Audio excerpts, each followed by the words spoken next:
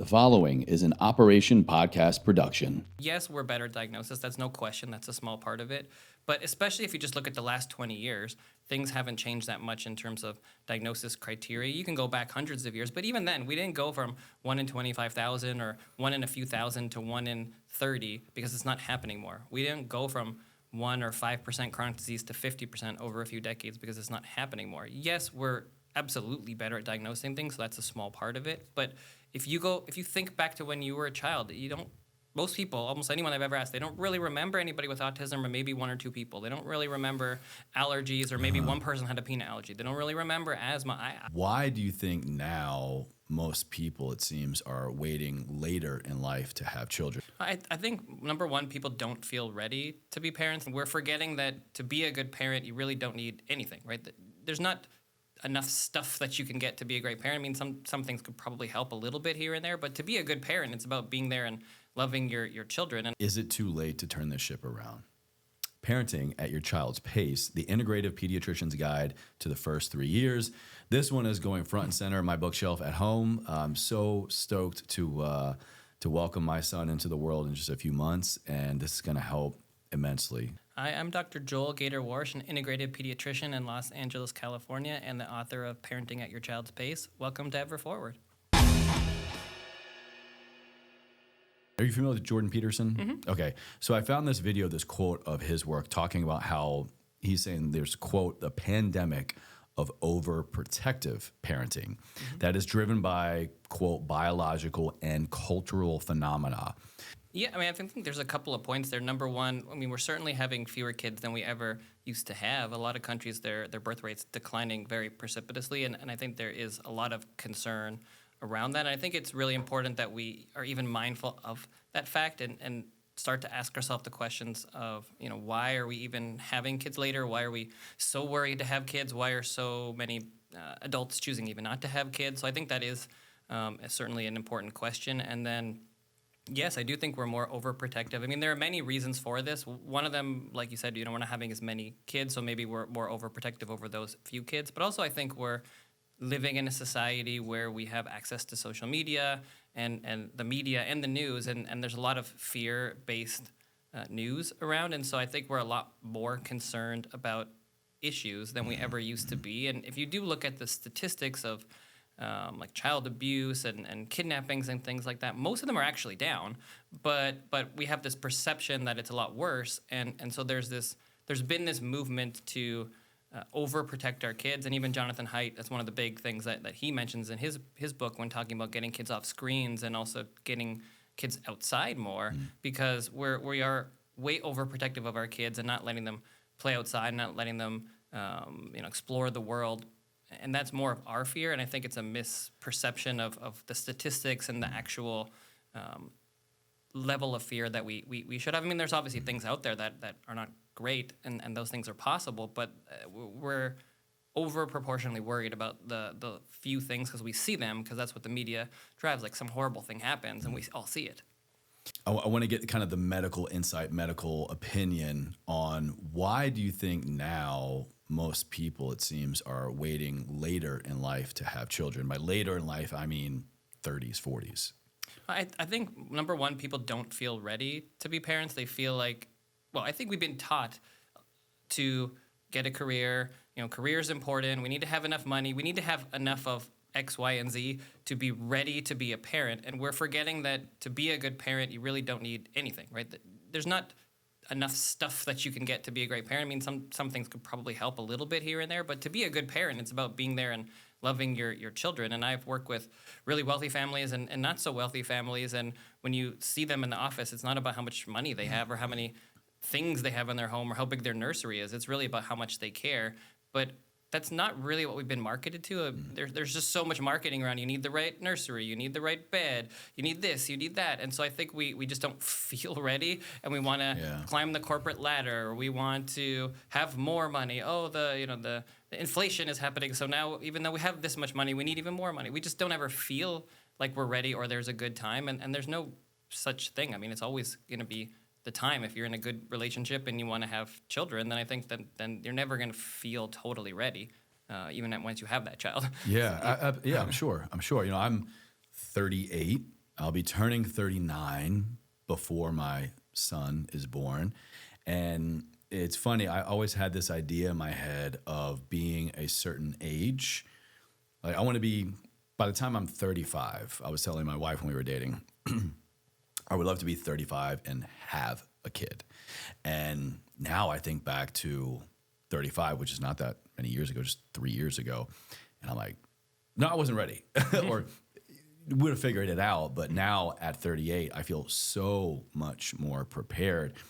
And I know you're a big advocate of this, of really doing what you think is right when you think it is right on your terms, because I feel like that's going to help you make the best choice for your life. But when we're talking about the other lives in your family, that's got to resonate. That's got to actually come down and not pass new stress, really. Correct. I agree. But I think everyone should do it when they feel ready to a degree. But I think it's also important to step back and realize that we're never going to totally feel ready, and also to step back and look at society and look at how we have been marketed to, and we also have changed our values to some degree, I think, in terms of the fact that we don't value having children as much as I think previous generations did, and we don't revere it as being one of the most important things that we ever do. I mean, some people do, but I don't think that's... Do you think family values are kind of more out the window these days? I think they're definitely lower on the totem pole than they used to be. I mean, not for everybody, but I think that for sure, as a value, it's not something that we necessarily prioritize nearly as much as we used to. And you know, you do hear a lot of people like Jordan Peterson talking about this all the time. You know, he's a very big proponent of getting back to having more kids, and that this is one of the most important things that we do. And I think a lot of the leaders, the thought leaders, are starting to really realize that and think about this, because our kids are literally our future, and we need. I think I agree that it's one of the most important things that we can do, and it's a really important role for us to play. We really grow, I think, as adults, and we really invest in the future a lot more and have a very different understanding of the world once you become a parent. You just really can't see the world in the same way until you are a parent, because you see it through somebody else's eyes. And I think that's a very valuable thing for society, because it gives you a lot more investment back in the future, and just even in the way that you think about things. So I think it's a good thing. I don't think that everybody has to have kids, or everybody would be a great parent, or you know, everybody should have kids. But I think that we're putting ourselves in a place where we are not feeling like we can do this when we really can. And I think the world is telling us that more and more. And we need to push back on it and tell ourselves that we can do it. And I see it all the time, especially when you look at parents who have 2 kids. You know, that first kid, they feel like they don't know anything. And then by the time they have that second or third kid, they got this. They're not calling me. You know, they're like, why didn't you call me for that? Oh, you know, their arm's on. It's fine. But the first kid, you know, they're so worried. Like, they have a little sniffle, or, you know, they're worried about how they're putting on the clothes, or if they're feeding them enough. And it's like, oh, you're in the 99th percentile. I think they're fine. But we're so worried about everything. Like, we're doing something wrong. We're going to screw them up. And I think that, at least to some degree, has to do with the messaging that we're receiving. And that's something that we can change by just helping parents and adults to realize that this is in us. It's biological. It's innate. We've been doing it forever. We have more resources than we ever had, and we are afraid of things that probably don't have that much to do with our actual lives, or are actually going to ever happen to us. But we see the worst case scenario for everything, and that makes us feel like we won't be able to do a good job. It kind of begs the question for me of, when times were much harder, the world wars, Civil War, medieval times, when you literally didn't know if you're going to make it past 10, 11 years old, you know, the slightest cut would get infected and you would die, kind of thing. It seems like when times were tougher and lifespan was more uncertain, people were more inclined to have children sooner and to have more children. But like you just said, resources are never more abundant for most people. We have more technology at our fingertips. We have access to healthcare. In so many ways, the argument can be made.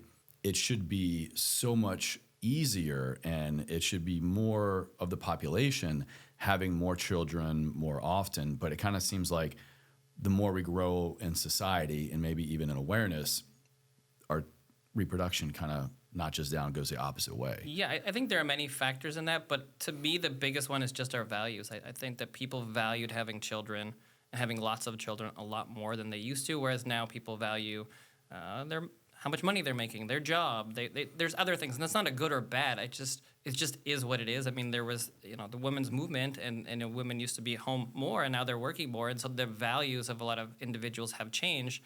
Where now for many women, they want to get a career, and they want to get into they want to have education, and they want to do all of these things, and so that then the values of having kids get put on the back burner, and that's not a judgment statement. It's just what it is, and so it's a shift. It's just a shift of where people are putting their and there's only so much time to do everything, and so if you prioritize, I want to have a career, I want to become a doctor, I want to become a lawyer, whatever it is, then you may not choose to have children. You might say, I'm not ready to have kids. I want to have my career. I want to do this. And so now you're 35 and you haven't had children, and now you feel ready, but you're at the end of your, the tail end of the reproductive years. And so that can make it also harder for people to have kids too. So it's not good or bad. It's just that's what it is. And so I think if you're prioritizing other things, you're not necessarily going to have kids when you're 20. You're going to wait till you're 35 or 32 or 33. And then if you're going to have kids between, say, 32 and 42 or whatever time frame, then there's only so many kids you're going to have during that time period. Brings me to a question I had prepared. Is having a child later in life better or worse in terms of being a more capable parent? I think you're more mature when you're older. You've seen more things. You've lived in the world longer, but I don't know that it makes you better or worse. I think it's very variable, and you can be a great parent when you're 25, and you can also be a terrible parent when you're 40. So I feel like it matters more about what you do than how old you are. I mean, there's obviously advantages, I would say, to being older, but then there's also some advantages to being younger and naive and not worrying about everything. So I think it's on balance. Oh, I miss being naive. You're not necessarily before worried. I was going to be a parent too. Right, now because that's the thing. It's like, okay, a perfect example is, is it. People always make a joke, oh, you're a pediatrician. That must be great to be a parent because you know everything. And first of all, being a doctor, you don't know everything about being a dad. That's completely different. But also, number two, a lot of doctors are the most paranoid people because they know about all the worst stuff. So your kid has a cough, and then you're worried about the thing that their parents wouldn't even know about. So it's not always good to know more. It's like the more you know, the more you know to be afraid of. Right, exactly. So it's not. I wouldn't say it's not 100% true that if you're older and more mature and more wise, that's always a good thing, because you might just worry more. How do we raise healthy children if we feel like we are not healthy ourselves? I think in your question is a lot of the answers. We start to focus back on our own health, and I think that is key. And I don't even know that what you said is completely true. I don't think a lot of people even think about their own health when it comes to their kids' health. Maybe a little bit, but I think we have to at least get back to that and identify that the things that we're doing now matter for our kids later. Certainly if you are pregnant, everything that you're doing, everything that you're eating, that goes to your baby to some degree. I mean, they're literally built of the nutrients that you eat. And so the first step to me is to recognize that, overall our health is not great. And so if we want to have healthy kids, we have to look at the statistics, look where we are, and they're not great. I mean, 50% of kids have a chronic disease. Every kind of condition that you can think of is skyrocketing, and so is that globally or just in the U.S.? In the U.S. Wow, so geez. it's really high. I mean, autism rates, they're 1 in 36 overall, 1 in 22 in California. They used to be 1 in 150. They used before that 1 in 25,000. I mean, the numbers are just going up and up over the last few decades. Autoimmune conditions are skyrocketing. Mental health conditions are skyrocketing. I mean, all these things are skyrocketing, and so we have to ask ourselves why, and we're not doing that enough. And so to me, it really starts with today, and you shouldn't stress about the things you've done before. But if we want to have healthier kids, and you want to get pregnant, or you are having a kid, we'll start thinking about the things that you're doing today. Start setting up the environment for you to be healthier, which means for them to be healthier. Start trying to focus on what we're eating, exercising more. I mean, all the things that we know, all the things you mentioned, but they're not rocket science. Yet we're not doing enough of it. Again, we're focused so much in general on faster, quicker, not healthier. And we do have to get back to that if we want to be healthier, because the stats don't lie, and we're not that healthy. Now, do you think these stats are so alarming and on the rise because that is actually true, or have things like chronic illness, autism only become more diagnosable in the last few generations? Because I feel like I mean, like I said, I'm 38, so I feel like in my grandparents' generation, I don't really know if they were like, oh, he's autistic, she's autistic, or, kind of neurodivergence, or, oh, they've got, type 2 diabetes. They kind of just like, oh, he's husky, as my grandparents would call it. So is it actually happening, or is it just kind of a reallocation of terms and awareness? No, it's actually happening. I mean, there is some debate and controversy around that, but I think that there's no question that it's happening more. Yes, we're better at diagnosis. That's no question. That's a small part of it. But especially if you just look at the last 20 years, things haven't changed that much in terms of diagnosis criteria. You can go back hundreds of years, but even then, we didn't go from 1 in 25,000 or 1 in a few thousand to 1 in 30 because it's not happening more. We didn't go from 1 or 5% chronic disease to 50% over a few decades because it's not happening more. Yes, we're absolutely better at diagnosing things, so that's a small part of it. But if you think back to when you were a child, most people, almost anyone I've ever asked, they don't really remember anybody with autism, or maybe 1 or 2 people. They don't really remember allergies, or maybe one person had a peanut allergy. They don't really remember asthma. I don't. I mean, for sure it was around. Please go deeper on allergies. I'm remembering this point I wanted to bring up. I feel like nowadays kids are allergic to everything, whereas in my day, which wasn't that long ago, it was you rolling around the grass, everyone's eating peanut butter. You didn't have to differentiate the snacks at a birthday party kind of thing. I'm not saying that was right or wrong, but it just seems radically different now. Why? It is radically different, and we don't know why. I mean, there are theories, and certainly I have theories around it, but that is the point. I mean, we all live, all of us that are listening, we lived, and you can think around and you're like, I don't recall it at all. Yes, I'm sure some people had it and some people were not diagnosed with it, but it's not like it is now. You go into any classroom and most of the kids have a diagnosis. None of the schools you can bring in nuts, all these things that you just never had to really think about before. And obviously some of that's good because you want to protect the kids. Sure. But we shouldn't have to do that, right? I think that's the bigger question. And then that begs your question of why. Like, why is this happening?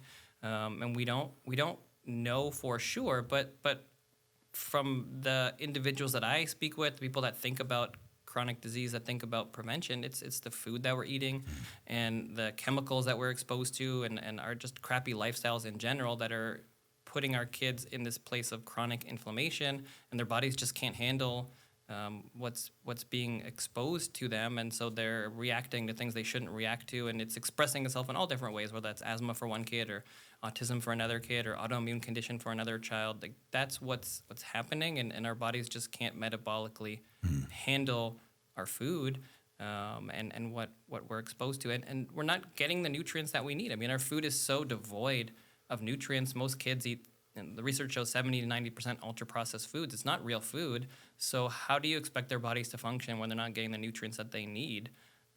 So I think that's a big part of it. I'm so glad you brought up nutrients, nutrition. I've always been curious about country kid, city kid.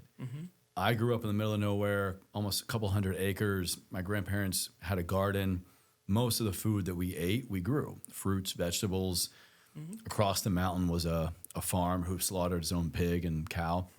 And so we got our hands dirty. We got our hands dirty picking the food, growing the food.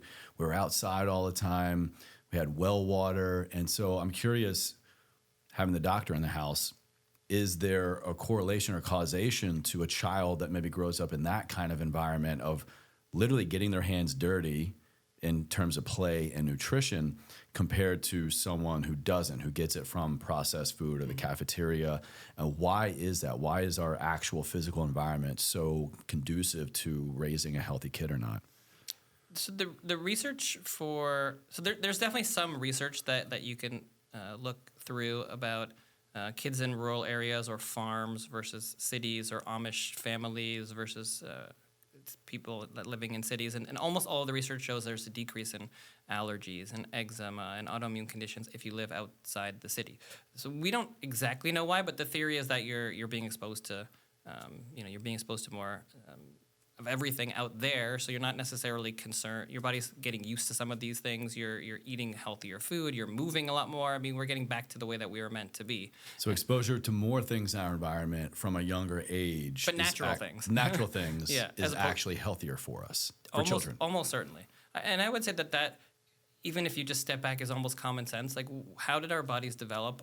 We developed in nature, eating real food, eating what was around us, and then all of a sudden, over the last 50 to 100 years, we changed everything that we're doing. We're getting all ultra processed food. We're getting all this marketing, this sugary drinks, these chemicals, these preservatives. We're trying to get things that are cheaper and faster, and you lose health with that, I think. And our kids are being marketed to. We're being marketed to. The food companies know these things, and they're trying to figure out and use their research and science to figure out, well, what is going to make our kids eat more? What's going to make them want to buy more of this product? And it's not the food that makes us full. It's not the proper food that we're supposed to be eating forever. It's this new sugary, chemically food that I don't think our bodies were ever meant to handle.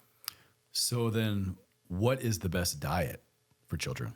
I think the best diet is very simple. I mean, we're so confused by all these guidelines and what to do, what not to do, and I think it's really, really simple. Just eat real food. Cook more, eat real food, so stuff you can get that you actually know what it is, that doesn't have long chemically names on it, that's not sprayed in a bunch of chemicals and pesticides. Just get as much as you can, real food, and cook it yourself, and that's going to get us a long way. I mean, we're talking about vegetables and fruits and meats and fish, things that are pasture raised, even though it would just be called beef before, right? It's like the way they're supposed to be, going around there. Milk. It's like every kid is sensitive to dairy these all days. All natural. Also, just used to be called food. Right. Exactly. Like milk.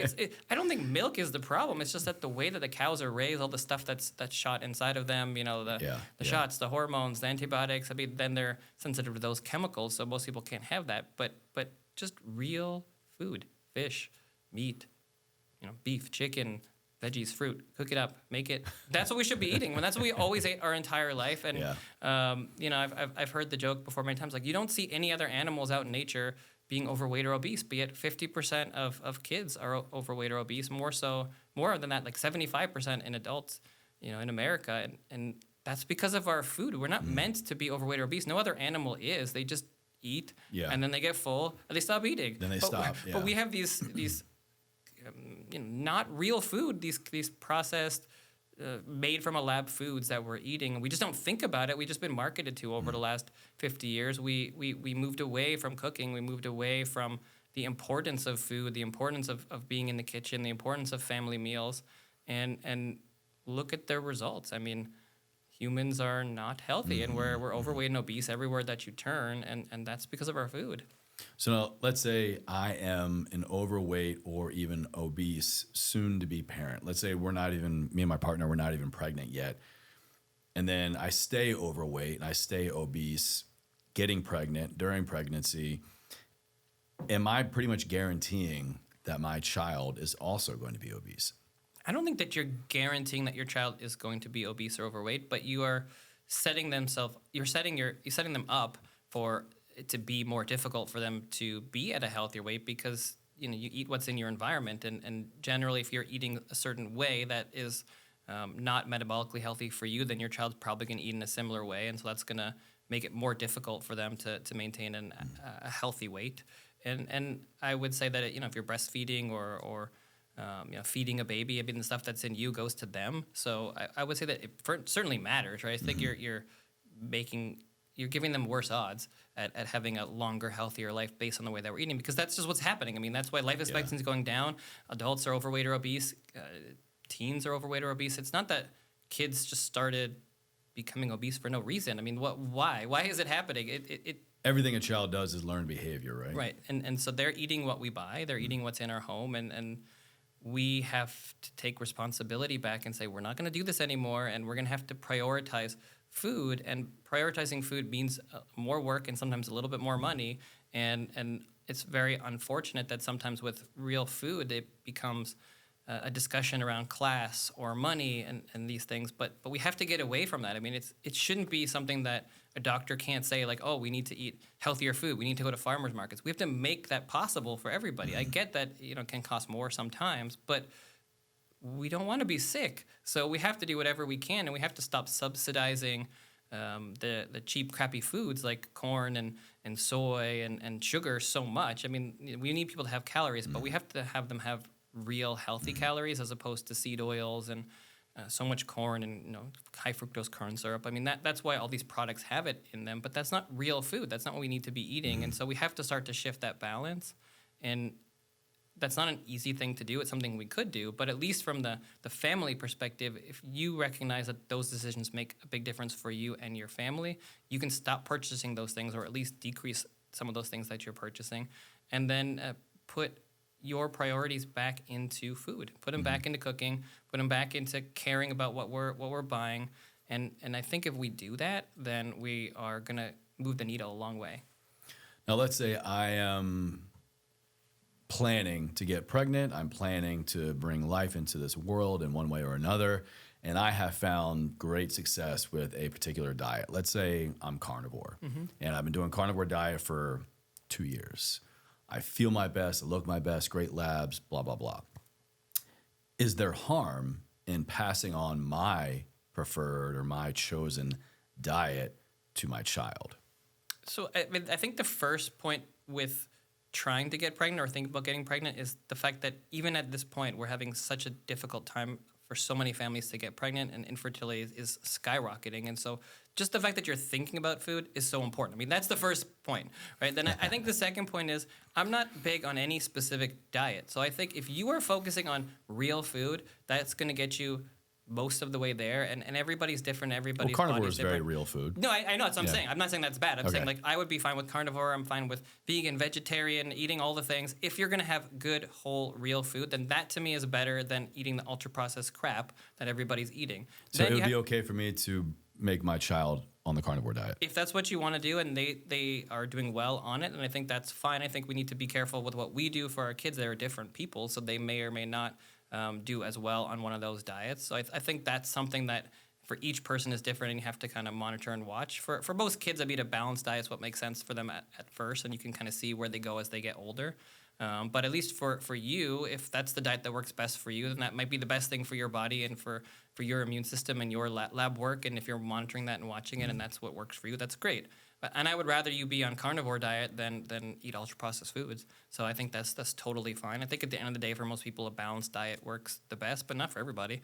And a lot of people do eat a lot of meat around the world, and they did for many years. So I think that's fine. You know, I think that if you're eating good, healthy meat, then there's nothing more nutrient dense than good, healthy meat, and so that might work very well for you.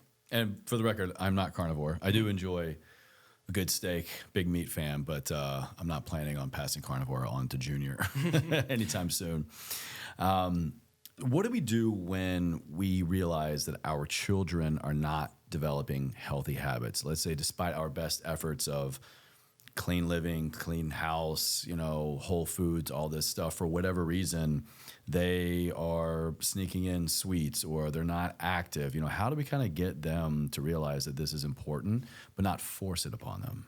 Yeah, well, I think first it depends on their age, but at the end of the day, it goes back to some of the first stuff we were talking about setting boundaries. I think that's extremely important, that we have to get back to parenting sometimes, and we have to get back to knowing what's best for our kids. And if we see them going down the wrong path, then setting some good, realistic boundaries can be really helpful. I think it's really important that we model good behavior. So if we want them to be healthy, then we need to do it as well. And hopefully we can find ways to include them or just like you said, not to force them to do things, but to motivate them to do things by figuring out what works for them, what works for the family. Maybe you can do stuff together. Maybe you can go on walks together.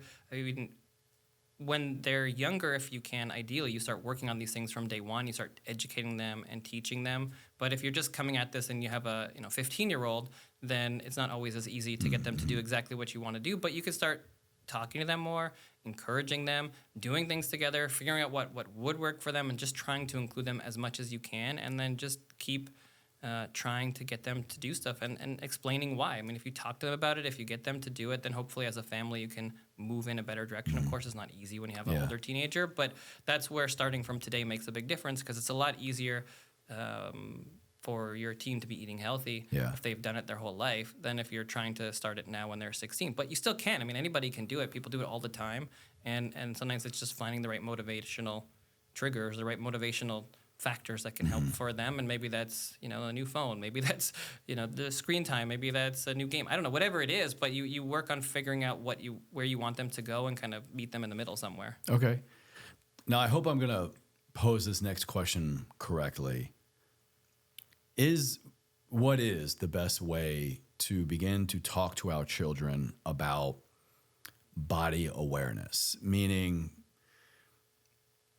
son, daughter, when you look in the mirror, when you look at your body, or even when you close your eyes and just feel in your body, there's I think an objective good feeling of health, of not being inflamed, of not being tired, having energy, being able to get up and move and push things around. Feeling good in your body does have a correlation to health, being a healthy and in healthy body. I'm not talking about body positivity or anything like that, but just it's hard to kind of put this in words because it's all such new territory for me, or things I've been thinking about. But like I want to, maybe I'll just speak personally. I want to talk to my son and go, there are ways that you can move your body and fuel your body that serve it and that allow you to feel as good as possible. And we want you here for as long as possible.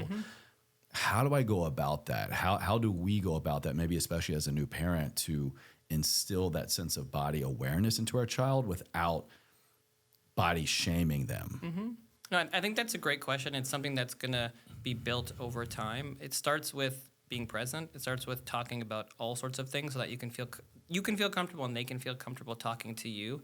And then you're going to, work your way up on those conversations as they get older. You're probably not talking to your 1-year-old about any of that stuff, right? So, but when they're 3, 4, 5, you're not maybe getting into those details, but you are talking about how this food makes you feel good. This food is healthy. This food's not healthy. And so I think it's a gradual buildup over time, because even our 5-year-old, he understands the difference between healthy food and not healthy food. He understands that we don't eat this kind of food, or this food is just for parties, or those kinds of things. And I think you build it up over time, and you don't stress too much about having conversations. I think parents sometimes stress too much about that they don't want to make their child feel bad.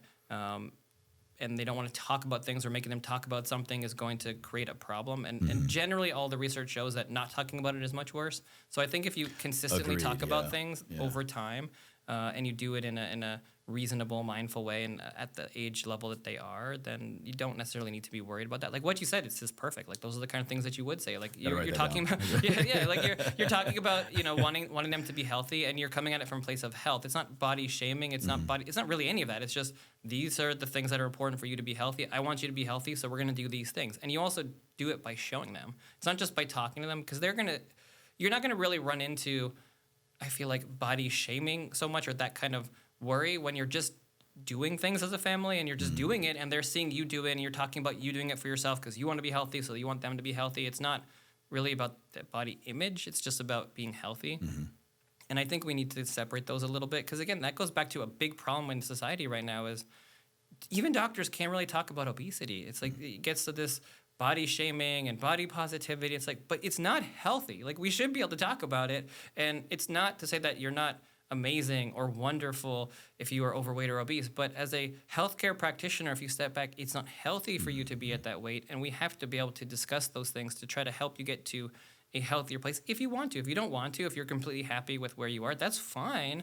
But our job as a doctor, I think, as a wellness practitioner, is to try to help people be as healthy as they can. Yeah. And if you're overweight or obese, you have an increased risk for almost every sort of condition, and your metabolic system is probably not going to be functioning optimally, and you're going to be on the path to diabetes if you don't have it already. I mean, a third of kids have prediabetes or diabetes as it is right now, and how are we okay with that? That's not okay. And most people don't want that, but they don't even think about it. And it's not shaming you for talking about it. It's discussing it and trying to move into a different direction. And so long as the media and the powers that be are kind of pushing a narrative of body shaming and body positivity and all of these things, it's going to be very difficult to make a change. It's about health and wellness, not about saying anything negative of any person, but that doesn't mean that we shouldn't work to make you, the person, the healthiest that you can be, not because of image, because of, I don't want you to have cancer, I don't want you to have diabetes, I don't want you to die of fatty liver disease next year, and that's what's happening. Yes, everything. Great response. I love that. So now we have a newborn. We're starting our family, and I'm already beginning to see these comments flood in with just a gender reveal announcement and sharing with my audience that, hey, I am expecting a child. Getting unsolicited advice about get this test, don't get that test. Get this vaccine, don't get that vaccine. Unsolicited online, really? Unsolicited Really? online, yeah. Just Never. From friends, family, from random people. Yeah, who would have thought? Just, hey, here's what I think. I'm going to tell you all about it. But there has to be some truth to some of that. Yeah, as my son will be born in 2025. So here in 2024, 2025, are there things that you recommend as a doctor every child needs to get tested for? Every child should get this vaccine. How do we navigate that kind of very medical, clinical aspect of bringing new life into the world? Yeah, great question. So I want to step back a little bit and talk about one of the big reasons why I wrote the book in general was just for this kind of question, because there's so much information on everything, right? No matter what topic you're talking about, you talk about vaccines, you can talk about how to feed your baby-led weaning versus purees, when to toilet train. It doesn't matter what the topic is. You have grandma's opinion, and then you have everybody else's opinion, and they're completely different, and everybody wants to give you their advice on every single thing, and you have no idea what to do. But grandma's always right? More often than not, but not always, right? Not always. I mean, it's good to have grandma's opinion, and grandma usually knows your family, so I think that's a good opinion to have. But what I think is so important is to get back to figuring out how to synthesize the information and figure out what's right for us. And so that's one of the big purposes of the book, is to kind of run through those big questions like you mentioned, and then be okay with getting the information, kind of bringing it in, and then you have to synthesize it and figure out what makes the most sense for you to do and to try. Because there is no one right way to do almost anything in parenting or in life. I mean, everybody's different, and so there isn't going to be exactly one specific way for every single thing. There's certainly guidelines out there, right? So the American Academy of Pediatrics or the CDC might have guidelines for certain questions and answers, and that can be very helpful to help point you, because obviously a lot of smart people have thought about these things for a long time, but at the same time, it doesn't mean that they're right for you. Or doesn't mean that you agree with them or want to do those things. And at the end of the day, if you step back, we're not very healthy right now. So even all the guidelines can't be totally correct, because we're not very healthy in general as a population. Fair point, yeah. But it doesn't mean that those things are not useful either, because there are medications that can save your life, right? So I think that it's not one or the other, and that goes back to integrative medicine and integrative health and integrative parenting, because you have to synthesize these things and figure out what is going to make sense for you. And unfortunately, there are topics these days that seem to be very taboo, or people just get angry no matter what when you talk about them, and just devolves into fighting. And we just should be able to talk about these things and talk about every single topic out there, and have debates and conversations, and then help each other to figure out what makes the most sense for us. It doesn't mean we have to fight about everything, right? Yeah. We just have to get that information, think it through, and then figure out what's right for us. And so no, I don't think there are many topics where there's like one right way to do it for everybody. That would be very rare. I love that answer, but to critique a little bit, or to go in a little bit on that, does that not leave room for subjective opinion on what the science might show us is like, no, this child at this age absolutely needs this test, this injection, this vaccine, this allergy, this whatever? Or do we need to just, with all of that, take a step back and go, this is how I feel about all of these tests and all of this science right now, and then based on how I feel about this evidence, I'm going to choose to do or not to do? Well, I mean, medicine is about personal choice, right? It's not about telling people what to do. It's about providing information to help people make the best decision for them. So those two things are both correct. Like, it's not that people should make a subjective opinion. They should value, I think, the best information out there and weight that really heavily, right? So if if you're talking to your doctor and they're like, well, you should get this medication right now because it's going to save your life, you should probably listen to that, right? It doesn't mean that you shouldn't do it, but people don't, right? I mean, there's Jehovah's Witnesses that choose that they don't want to have blood, right? If they don't want to have a transfusion, and we allow that because that's their personal choice based on their religion and their beliefs. So I think that your personal choice should always be included, but at the same time, we need to synthesize that and figure out what makes sense. Because yes, most of the time you're going to want to follow the guideline. Most of the time you're going to want to follow your doctor's advice if you like your doctor and you agree with what they're saying. But personal choice and discussion should always be in the equation, because even for me as a doctor, I don't know you, I don't know your family, I'm not there every day, and so I might give you advice that might not actually be true for you, because there might be something different that's unique to your family or your child or your specific needs that isn't true for most of the other kids, or maybe the study doesn't know this thing about your child, and that actually makes a different answer for you. So yes, I mean, getting back to should we just make our own decisions and not listen to the science? No, I mean, that's not what I'm saying. It's just that I think that we have to leave room for discussion and debate on everything. Nothing is completely settled. That's what science is. It's always a continuing, revolving, asking questions and having discussions. And I think that we should synthesize that information so that we can do what's best for us. And a lot of times it's going to be what the other people are telling you. But what do you do when two really intelligent people, or science gives you two completely opposite answers, or science says one thing and grandma says another thing? You have to pick and choose one. So we have to get back to figuring out how to do that and trusting ourselves, because we have to make those decisions ultimately and continually for our family. Okay. All right. What about mom and dad, or mom and mom, or dad and dad, or whatever combination has pre-existing conditions, has type 2 diabetes, type 1 diabetes, family history of cardiovascular disease? What should a new parent really be hyper aware of in terms of their health status, their predisposition to certain chronic illness, disease, so that they can really begin to cultivate that environment of health and awareness as best as possible for their kid? I think it's about bringing it up when you're meeting your physicians. That way you can talk about things and see if anything specific to your condition is well known to affect the child, or things that you could do to help bring them up in a way that's healthier or more resilient. I mean, most things, I mean, of course, the environment matters, but it's not going to be direct. It's not going to have a direct effect on the child, especially for the dad. Sometimes the mom, will have some effect. But at the end of the day, we just have discussions around these things and figure out what we can do to create that environment as best as we can. So I think it's just having discussions, but it's so specific to each condition that it'd be hard to generalize on that, because different conditions are going to affect the family in different ways. Yeah, I agree. And someone listening right now might be going like, I wanted an answer. Like, if I have this, then I need this test, or if I have this disease or this whatever, then I need to be focusing this with my child. But it's so specific, because even if you have a certain, let's say like diabetes, everybody with diabetes is a little bit different. So what's going to make sense for you isn't necessarily going to make sense for the next person, and that's where personalized and individual medicine comes in. And that's the direction that I hope we move a lot more of, because nothing should work in a conveyor belt type system like we have now, where it's like a factory line. No, you have to figure out what makes sense for you, and then that's how you can help to improve things for your own family. And so there should not be one answer. I think that if anybody's going to give you one answer for everybody, that's not somebody you should be listening to, because that's not a realistic perspective on humans. Everybody's different. So we have to know what the research is, because that helps point you in a direction. And maybe everybody with diabetes will do really well with checking their blood sugar and getting a gut test. And, there are things that probably are common themes, but it still doesn't mean that this is what is going to be the right thing for you. And to sum all that up, I'll say I really hear in your answer, it's awareness. Whether you know that you have this predisposition, or you have this chronic illness or disease or genetic whatever, some things are more obvious. Like, you're going to know if you're diabetic, most likely. But other things people don't know, and they should know. And I'm such an advocate for people getting just basic diagnostic labs. Just get, whether that's whatever you get at your annual physical, you should get your annual physical, everybody. Or now there's so many options to go get labs, or to have a lab draw at home or something like that.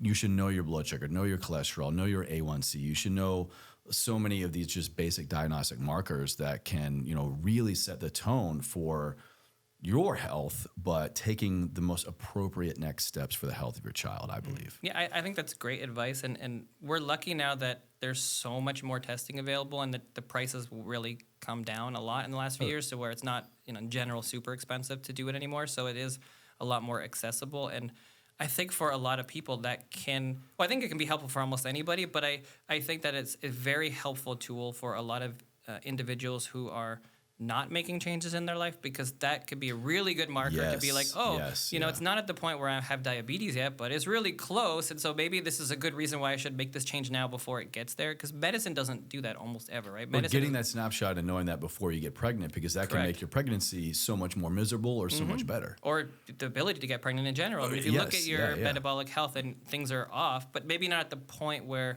you need a statin already, or you need some sort of diabetes medication or whatever. It's not the point where you need insulin, right? But it could still be pretty off, and that could be a good wake up call for you to say, well, do I want to do something about this now? Do I want to get my health back in balance? Do I want to get my eating on track?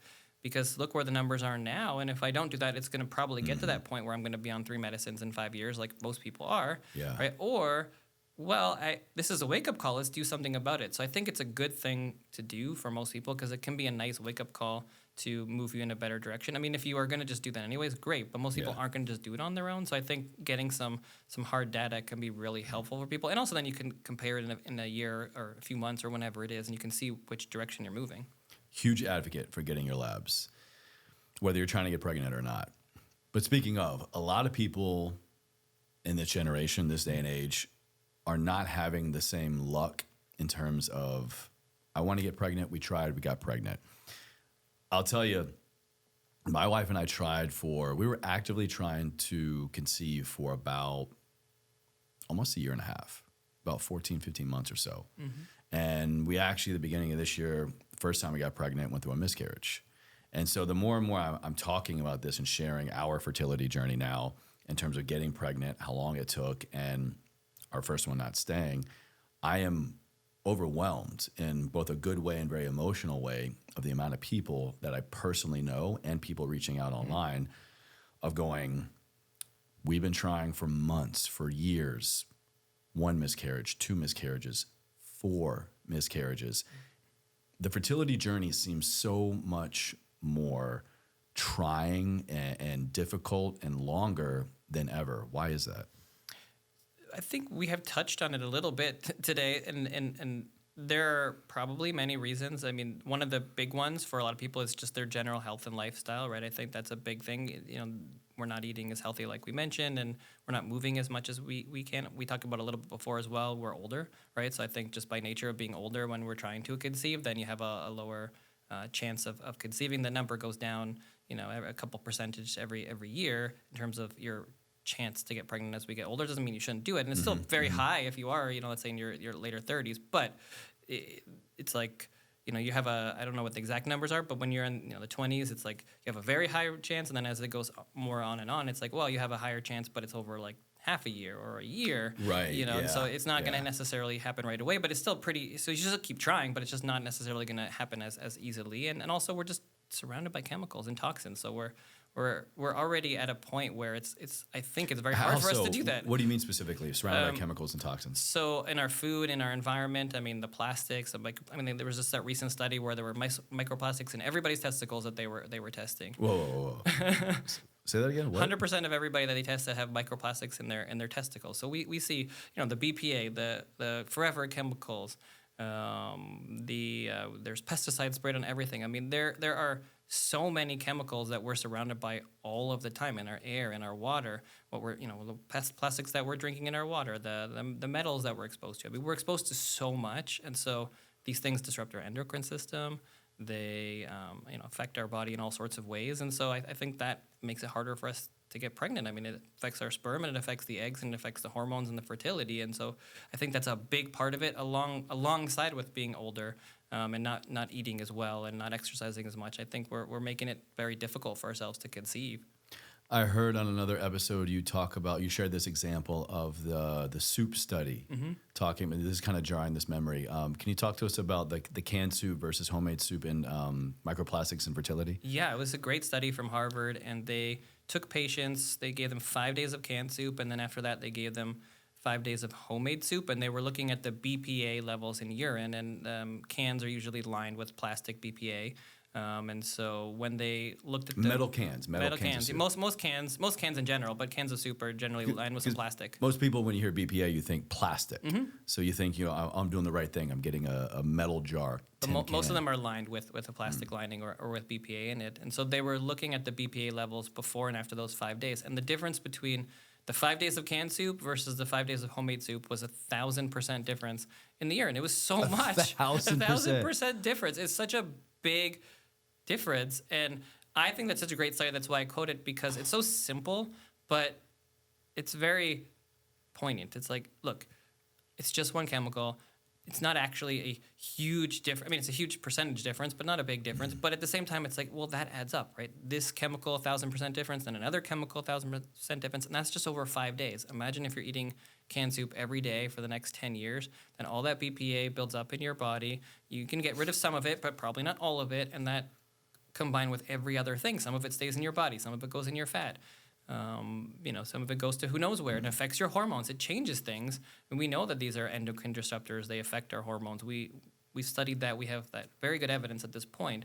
And that's just one chemical, not hundreds of chemicals, and not all the other things that we're exposed to, along with not eating well and not moving. So how do we expect our bodies to function? How do we expect ourselves to have fertility levels like we would 50 years ago or 100 years ago when we were living off the land? I mean, not everything's bad, right? We used to die when we were 40, so we have some good things, right? Yeah, we got that it's not going all for bad. us, yeah. But we didn't have the chronic disease. We had almost none back in the day, and now we have increasing levels of chronic disease. Our life expectancy is going back down. So we're doing some things well and some things not so well. And so we have to find a way to get back into balance, be somewhere in the middle.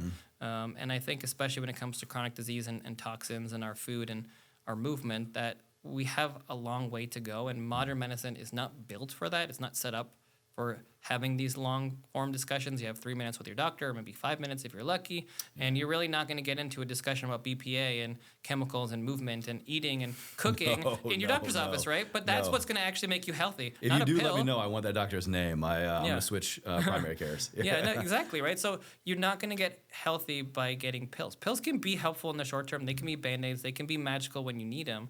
But we're not deficient in the pill. We're deficient in something that we're doing in our life that's creating this environment of toxicity, that's creating an environment where our bodies are crying out for help, and it turns into some sort of condition. And that's what we're seeing, whether it's obesity or diabetes or autoimmune conditions, and we have to listen to that and change our lifestyles. Hopefully, the government's going to make changes. Hopefully there'll be bigger changes in society over the long run, but we can't wait for that. We're not healthy now. So it's up to us to make changes for ourselves and for our kids. And if you are pregnant or thinking about having kids, it's not going to change before that child is here. So you have to take it upon yourself and recognize that when people are living in this way where they're a little bit more health conscious, it's very possible to create a lifestyle and an environment where you're fostering health and wellness, and you put the odds in your favor. Everybody can be sick. I mean, it's always possible, but you're trying to give them the best chance to be healthy. And we know that if you make some lifestyle changes, you can get rid of your diagnoses, you can feel better, you can look better, you can be more healthy, and you can certainly give your kids a better chance at health and wellness. And that's what I'm here to provide. I want my kids to be healthy, so I'm doing the best that I can. And that's why we're having this conversation. But I do want to ask a follow-up to that, again, personally speaking, but also I know a lot of my audience, all of my audience for the most part, we already do these things. If you're listening to this podcast, watching this podcast right now, you in some way are starting to, in big ways, or have been taking care of yourself, watching what you eat, moving more, sleeping, being conscious of your relationships, all the which ways I talk about on the show to live a life ever forward. And even sometimes we struggle. We have a clean home. We get rid of the chemicals. We 80-20 rule, eating mostly whole foods. We exercise regularly, get good sleep, good sunlight. We hack all the things. I have had a wellness journey of all these things for up to starting to try to get pregnant of about, honestly, I'd say my entire life. I was always growing up outdoors, moving, playing sports, active, but, truly being aware of my body and doing it intentionally and consistently 17 years. And my wife as well. We're both very active. She's comes from a healthy family. And it even was a struggle for us. And so my question for you is, what about for the people who already are, air quote here, healthy, are doing all the, quote, right things, and we can't even catch a break? Where do we go next? So, I guess it depends on what the break you're trying to catch is, but we still live in America. Trying to get pregnant. Yeah, right. So or trying to, have a healthy home. But so first of all, you did all the things, and you did get pregnant, right? You were conscious of it, and you have to sometimes step back and say, okay, what else can I be doing? What can I be doing differently? Even if you think we're being healthy, sometimes we don't. There's new things to learn. So we're always learning. We're always trying to put our best foot forward and try to, have the best chance at success. But at the end of the day, we still live here, and so the odds are against us, right? To some degree, we live in a place where the food's not the healthiest, where the air is not always the cleanest, where the water's not always the cleanest. And so wherever we could make those changes, I think that helps, and we keep giving ourselves a better chance at success.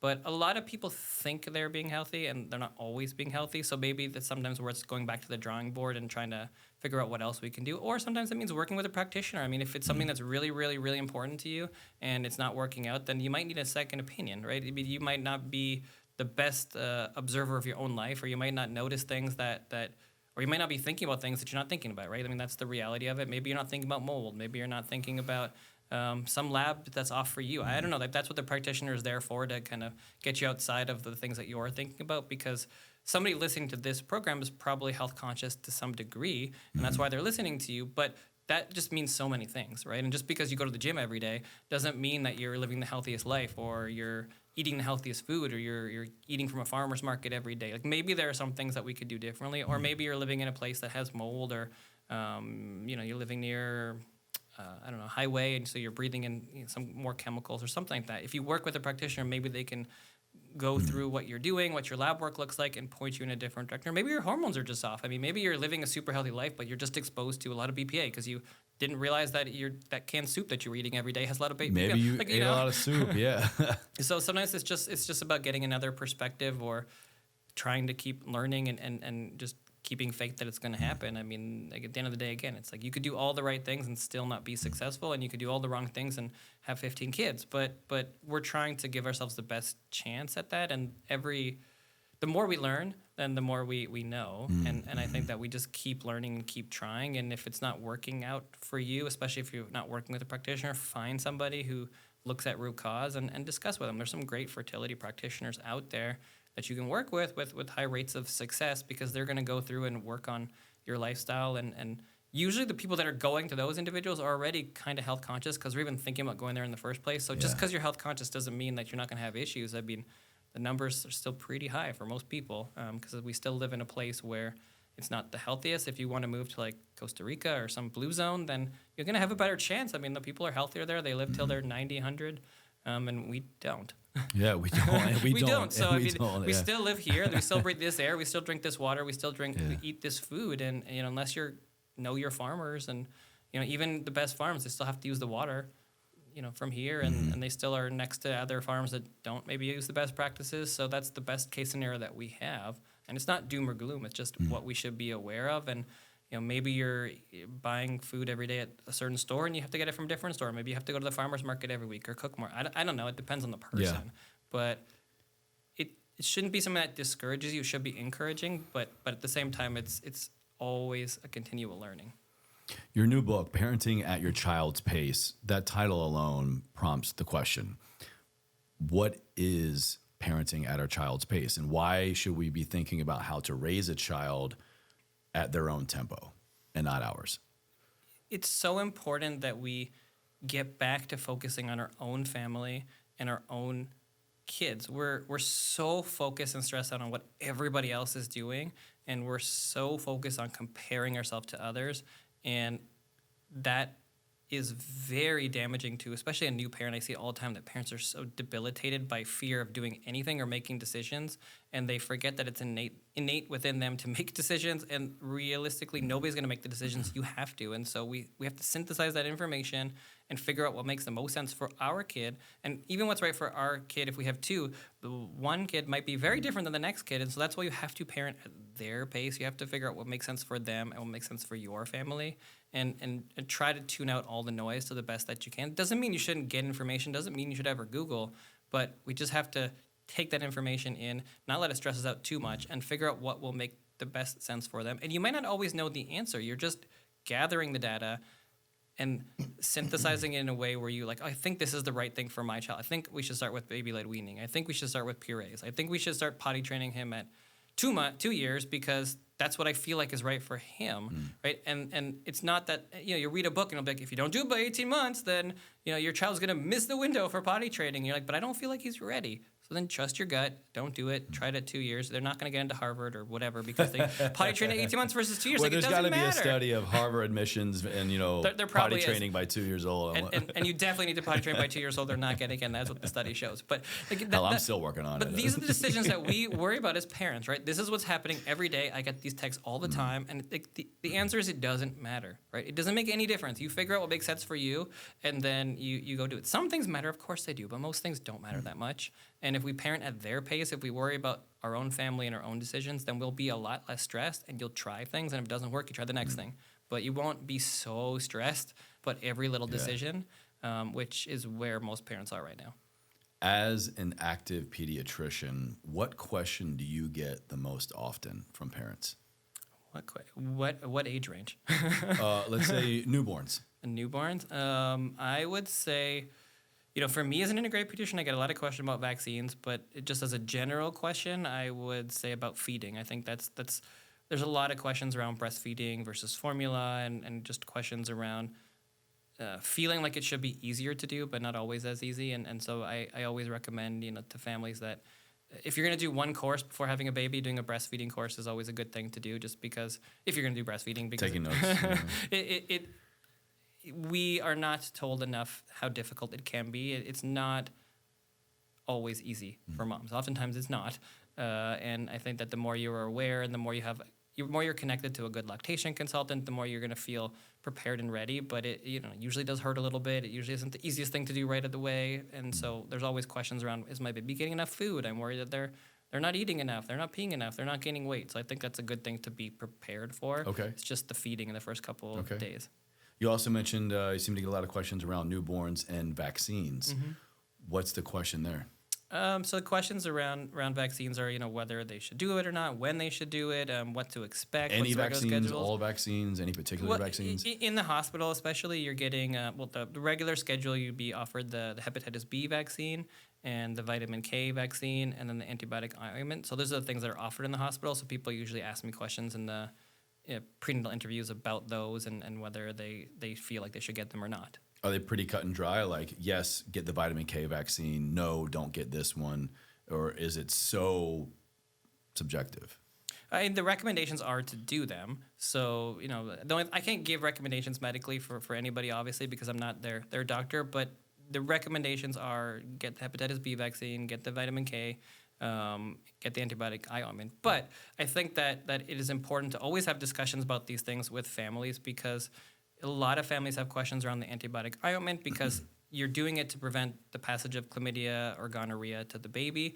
And nowadays we have testing for that. So a lot of moms know that they don't have it. And so then the question is, well, should we just give something just because? I see, yeah. Because there's side effects to every medication. Same thing with hepatitis B, right? The reason you're getting hepatitis B is from passage from mom to the baby, and we have testing now, so we know that most moms don't have hepatitis B. And so the question is, do we subject the child in day one to hepatitis B vaccine when there's no real benefit and potentially some risks? And so that's the decision and the discussions that you need to have with your doctors, because technically you're supposed to do it based on the regular schedule, but there are a lot of people that are questioning these things because we have better testing now. And so the question is, does the risks outweigh the benefits? And that's the way I think we should be thinking about every question. I agree. One kind of spin-off question from there came up. What role, if any, does family history of vaccinations or no vaccinations play in the consideration new parents should take for the vaccination of their child? Meaning, I'm the dad. My family, we all got these 5 vaccines. Me, my brother, my sister, my mom, my dad. Let's just say for argument's sake. My wife, she and her brother and sister and her parents, they got 3 out of those 5. Is there any kind of mashup or kind of, I'm loosely playing with the term epigenetics here, but these things kind of pass down in some capacity, no? They probably do. I mean, that's probably too smart a question for vaccine science at this point. I think that we don't really know those things or nobody's studying that. But I would say that the recommendations are what they are, and it wouldn't really change based on what you did, because the recommendations for the child are going to be, to do X, Y, and Z based on the schedule. Whether what you do affects your child, I'm sure it does. I mean, I'm sure everything that we do affects our child to some degree, but that's probably a smarter question than we have research for. Hear that, everybody? I just asked the smartest question the research does not have an answer for. All right, that's a first. Everyone's like, no, Chase, you're an idiot. I'm always curious when I have, an expert in the house, but also an expert that writes a book. Why this book? Why now? Why this subject matter right now? So the 2 big reasons why I wrote the book, number one was the stress level that I've seen in parents. I wanted to write a book to help to de-stress parents and to run through the big questions that I get every single day in the office and try to go through the research and the data and the things that I tell patients to help parents to walk through those, because most of the parenting books these days are written by therapists or moms, not really pediatricians. They used to be written by doctors, but not really anymore. And so I thought that it would be really important to have a book by a pediatrician now in terms of parenting, because there's a lot of questions that I get in the office that the therapists and the moms won't even ever discuss or know about, because it's the things that people are asking us in the office. So I thought that was really important, number one. And number two, all the stuff we talked about with health, I think it's so important that we get in front of this.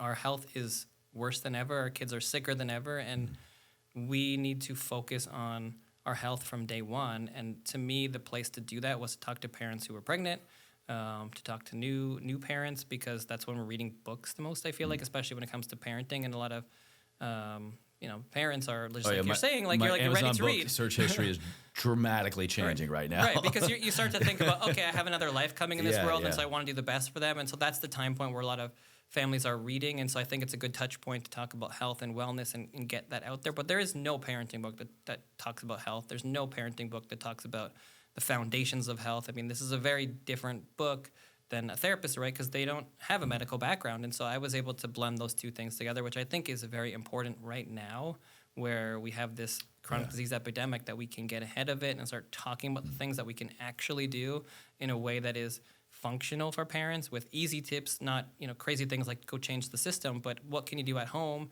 How do you focus back on your lifestyle factors? What are the simple things that we can do to help build a resilient child? And so I wanted those things together in a book, and that's why I wrote it. Yeah. Is it too late to turn this ship around? It's never too late to turn the ship around. I mean, I've seen so many kids that had diagnoses that they lose those diagnoses. I've seen lots of adults that I've known go to practitioners and get better. We're talking about this more. I'm not the only one talking about this, for sure. We're certainly going in the wrong direction, but good usually wins over evil, and hopefully health will reign supreme overall in the long run. And I think that people are starting to wake up. They're starting to realize it. At some point, everybody's going to be sick, and so we will turn the ship around at some point, because nobody wants that. We innately want to be healthy, and we can be healthy. And the more that people see others being healthy, and the more that people start to do these things, the more that they're not the crunchy one anymore, or the weird one. They're the normal one. They're the one that, like, they have the healthy kid and everybody else doesn't. And so the statistics don't lie. We are where we are, and it's not to scare people, but I think it's really important that we focus back on our health and take health back into our own control, because our doctors are not going to do it. It's not that doctors are bad people, but the system is not set up that way, and companies are kind of running the show right now. And we need to shift that narrative and make changes. And we can, and we will. I think we will. Do you discuss in your book or in your work at all now the role of mental health in raising children? Yeah, and it's absolutely an important topic. It's a big topic, especially because when we're talking about mental health, our kids and our teens have worse mental health than ever. I mean, 50% of teens by the time they're 18 have a mental health diagnosis, which, again, it's another just insane stat. Yeah, go back and please repeat that. That's very 50% of teenagers by the time they're 18 have had a mental health diagnosis. I think 5% of kids have depression, 10% have anxiety, 1/3 of teen girls have thought about suicide. So, I mean, the numbers are very, very staggering. But when we're talking about the book, we're talking about more the younger kids. And so there certainly is some mental health concerns there. But I think the mental health really is more about the parents at that age. I think that's key. And if anything, a bigger point is focus on yourself too. Don't forget about yourself as a parent. Your mental health matters. Your health matters. And the number one best thing you can give your child is a healthy parent. And so it gets stressful when you have a new baby. You're tired, but don't forget about prioritizing yourself a little bit too. Of course, prioritize your child, but at the same time, your health matters. And so if you need a couple minutes, take those couple minutes, because that's going to make a big difference in the long run. All right. My last question before my last question. What is the number one piece of advice you would give us to support the health of our partner so that we are ideally on the same page as much as possible and we're both alive and well as much as possible to raise this child however that looks? What can we do to support the health of our partner? I think just being there and asking questions and being a supportive partner. I mean, that's the key word there is asking questions, asking how you can help, being there to help them with whatever they need, especially if you're, if your wife is pregnant, then there's things that maybe she's not going to be able to do, so you're helping to make sure that we're moving still, helping to go get healthy groceries. I mean, whatever it is that you can do as a partner to make your partner's life easier while they're pregnant or certainly after. I mean, everyone's going to be tired, so can you take the baby for a couple minutes? Can you help clean up? Don't wait to be asked something. Offer, like, what can I do? How can I help? How are you doing today? Just even recognizing that such a high percentage of parents after they give birth have, postpartum blues, postpartum depression. Like, realize that that's potentially coming and keep checking in, keep asking. Don't assume that everything's okay, and do whatever you can to be helpful, because you're also going to be tired, and it's really easy to be tired and to just your significant other is breastfeeding and you're just like asleep somewhere. Like, it's really easy to do that as a Maybe partner. that's your trade-off. Maybe that's your deal you have set up. I don't know. But if the more that you can help and the more that you can be supportive, give a bottle, whatever it is, like, that's going to help for their mental health and that's going to help their relationship. So just be a good team player. Okay, so the question I ask every guest at the end is to bring it back home to the theme of Ever Forward Radio. And, I sit down with people to have conversations to help my awareness and the various aspects of my well-being, but to deliver this information to my audience as well to help them move forward in a unique area or all areas of their wellness to live a life ever forward. What do those two words mean to you, ever forward? How would you say you live a life ever forward? Living a life ever forward to me means thinking about the future, thinking in a positive way, loving yourself and creating the life that you want, moving into a place that's better today than for everybody else. No right or wrong answer. It's always your interpretation, so thank you. Joel, where can everybody go to connect with you, to learn more about you, maybe to become a patient? I don't know if you're taking new patients, but Sure. we'll have all the information in the book and stuff listed in the show notes, of course. Yes, you can find me on Instagram or X at Dr. Joel Gator. The book is Parenting at Your Child's Pace. You can get that everywhere that books are sold, or parentingatyourchildspace.com. I'm in Los Angeles. I don't take too many patients anymore, but our office does. You can always reach out, or you can find me online, and I'm always answering questions or doing Q&As or trying to help whenever I can. He's all over the place. You guys definitely got to check out the book, Parenting at Your Child's Pace. Parenting at Your Child's Pace, the integrative pediatrician's guide to the first 3 years.